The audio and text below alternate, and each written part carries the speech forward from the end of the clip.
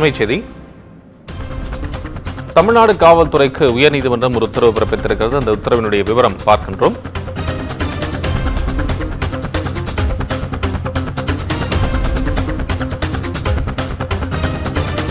ஆருத்ரா ஹிஜாபு மோசடி வழக்கில் தமிழ்நாடு காவல்துறை அறிக்கையை தாக்கல் செய்ய சென்னை உயர்நீதிமன்றம் உத்தரவு பிறப்பித்திருக்கிறது. கூடுதல் விவரங்களுடன் செய்தியாளர் சுந்தரம் இணைப்பில்.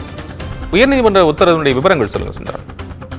நிச்சயமாக தமிழகத்தில் செயல்பட்டு வந்த ஆருத்ரா, ஹிஜாபு, எல்என்எஸ் உட்பட பல நிதி நிறுவனங்கள் அதிக வட்டி தருவதாக லட்சக்கணக்கான முதலீட்டாளர்களிடம் முதலீடு 15,000 கோடி ரூபாய் அளவுக்கு மோசடி செய்துள்ளதாக வழக்குகள் செய்யப்பட்டுள்ளன.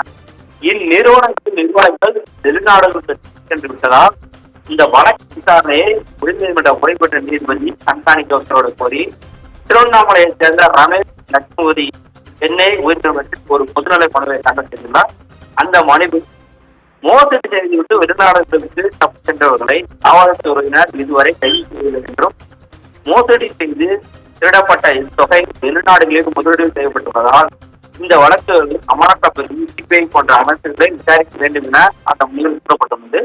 மேலும் இந்த மோசடி நிறுவனங்கள் மீதான வழக்குகளின் விசாரணை என்ன என்று குறித்து அறிக்கை தாக்கல் செய்ய தமிழக டிசிபிக்கு உத்தரவிட வேண்டும் என அவர் அந்த மனுவில் கோரிக்கை வைத்துள்ளார்.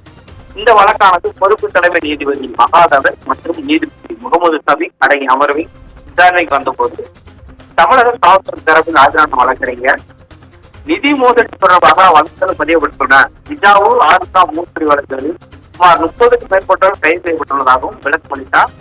இதையடுத்து இந்த நிதி நிறுவன மோசடி வழக்குகள் மீது இதுவரை எடுக்கப்பட்டுள்ள நடவடிக்கைகள் குறித்து அறிக்கையாக செய்யும்படி தமிழக காவல்துறைக்கு உத்தரவிட்ட நீதிபதிகள் வழக்கின் விசாரணையை ஜூன் 24ஆம் தேதிக்கு ஒத்திவைத்தனர்.